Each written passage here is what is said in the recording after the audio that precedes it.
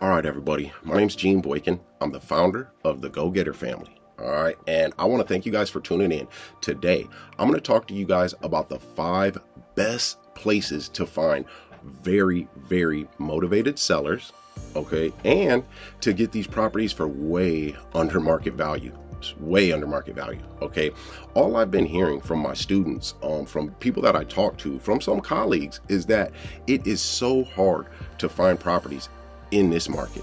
Well, I'm here to change that misconception. I'm going to show you guys exactly where you find these properties. All right. So thanks for tuning in, and watch till the end, guys, because I'm going to give you the game. All right. Talk to you in a second.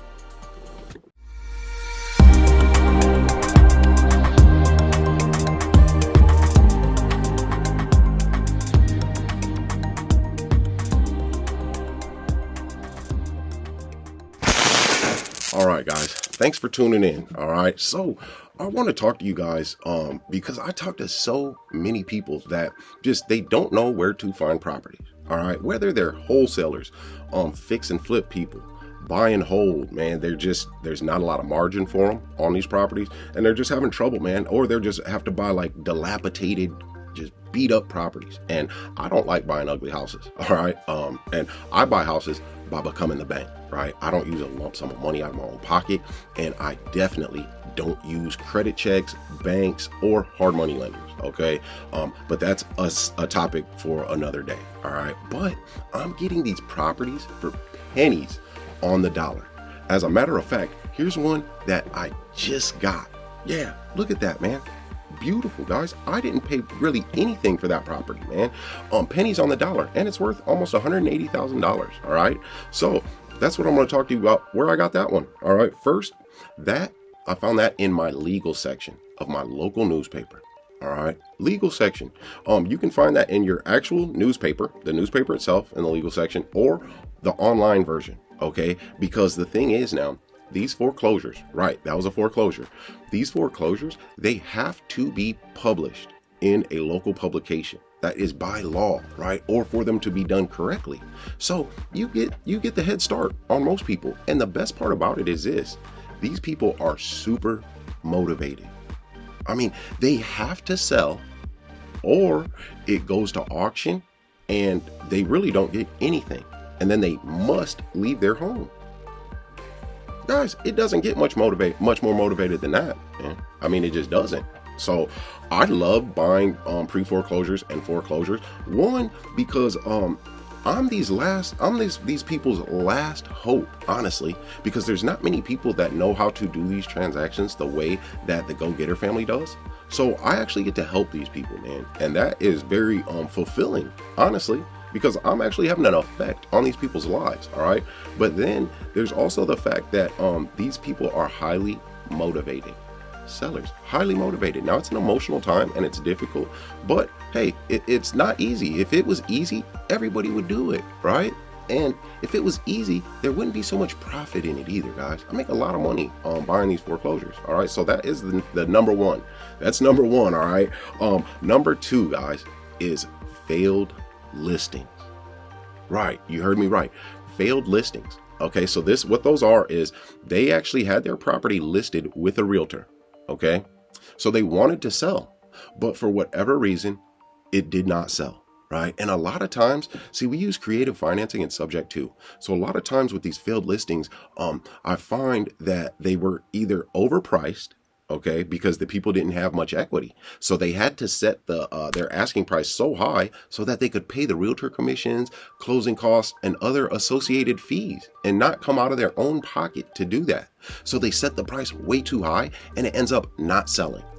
Or there were repairs that needed to be made. And these people they didn't have the money to make the repairs, the time to make the repairs, or they just didn't want to, frankly. You know, some people, man, you never know. They might be moving out of state. They got a new job.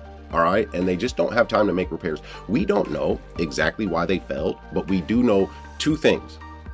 1, they want to sell their home. Okay. And then 2, they didn't sell their home. It failed. That's perfect, guys. It doesn't get much better. I love those, man. I do. The third thing, okay, that I want to talk to you about is the county clerk's office down at the courthouse, man. We want to get eviction notices. Eviction notices. I'm going to tell you why. Okay. An eviction notice, it is a court proceeding.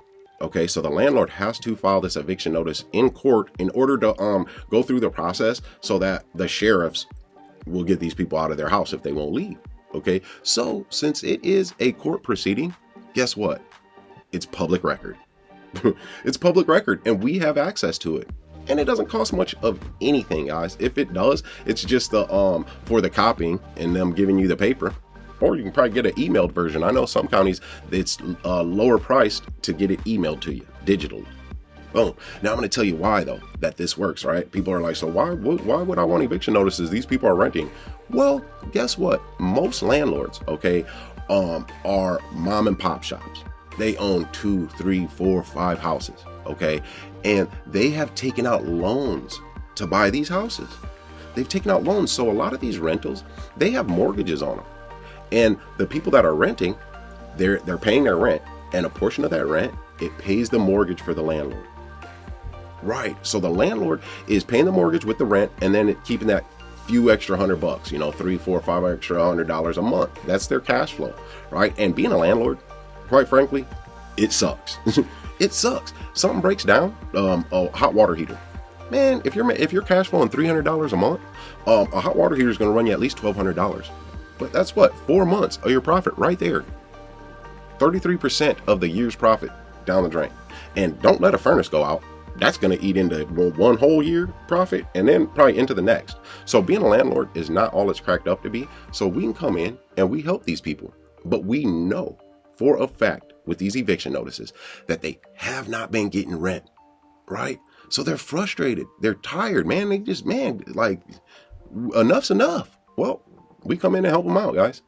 Beautiful. These are highly motivated people, highly motivated. And a lot of times, if they've been renting for a long time, we can get that property for under market value. And they don't have to do any repairs. We'll take care of all that stuff. So that's that's the third thing. Now, code violations, all right, is the next thing. City code violations, right? You got overgrown grass, man. You might have electrical issues. You might even have like cement, man. There's a lot of things going on in my city where they were making people either add cement or fix cracked cement on the sidewalk, which I appealed it when they tried to do that to mine, and they left me alone after I appealed it because the city should be paying for that. But not a lot of people know that, okay? So with these code violations, it tells us a couple of things, right? One is these people have let their properties go into disrepair in some way, shape, or form. All right. Now, it could be a number of things.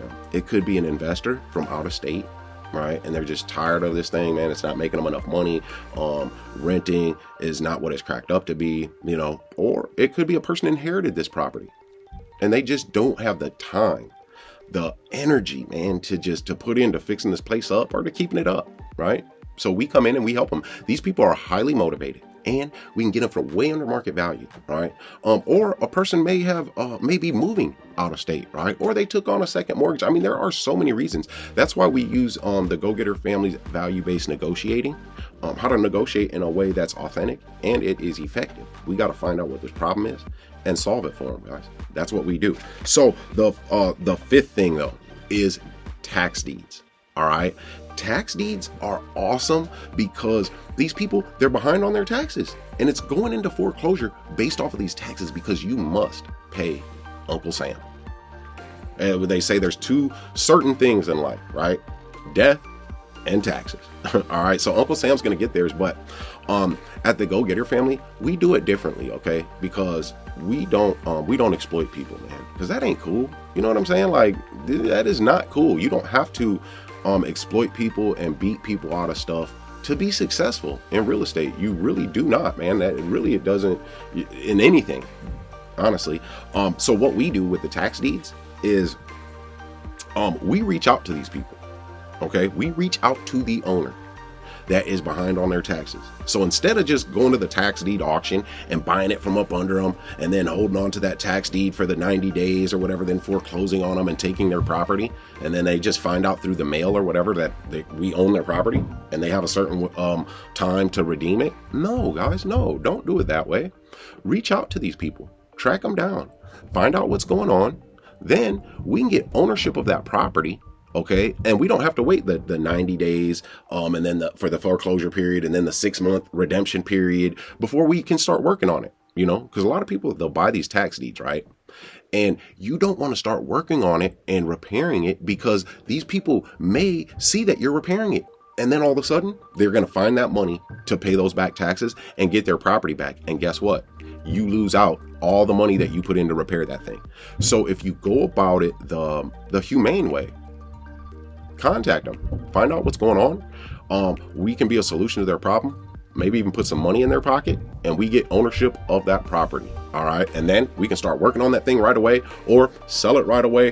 Whatever your disposition is of that property, your exit strategy, you can jump on it right away, guys. So, guys, this is the way to find motivated sellers, highly motivated sellers, and properties for way under market value in this market. This market is like an impossible market, they're saying right now. Well, I've got so many prospects, man. It is ridiculous. I can't even get a hold of everybody, man. Like, I haven't even tried to get a hold of everybody because there's so many of them. I just don't have the time. So let's just recap, all right, what we talked about today. So the first thing, right, the number one thing for me is the legal section of my local newspaper. And you can do this all around the country too. If you do virtual wholesaling or virtual real estate investing, the local newspaper, the legal section, it must be published. So we're looking for these pre-foreclosures and foreclosures. All right. We're getting way under market value, guys. And if you use creative financing, you can get them for pennies on the dollar. Pennies on the dollar, man. Woo, I get so many good properties off that. So there's a local newspaper in the legal section. All right. That's the number one thing. All right. Number two is failed listings, right? Failed listings. They wanted to sell. They had a realtor. They signed a listing contract with a realtor and it failed for whatever reason. We'll find it out. Then third was we're going to go down to the county clerk's office.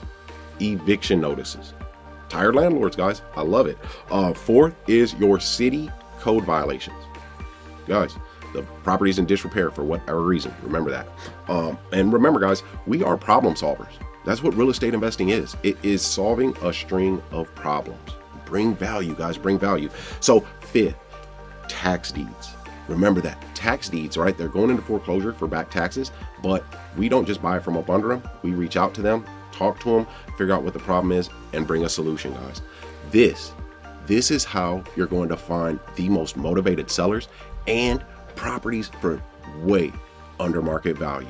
All right. I love it, guys. I do. So I want to thank you guys for tuning in. And hey, don't forget to subscribe and hit that like button too, guys. If you feel like this brought you value, this channel is all about giving you guys actionable knowledge so you can get out there and close these deals. Get some investment properties, guys. But man, generational wealth. Passive monthly income is what builds wealth, guys. And man, it's time to fire your job. J-O-B, man, just over broke. That's what job stands for. So, hey, let's get to it, guys. I got to get up out of here, man. I appreciate you tuning in. Until next time, let's get to it, y'all.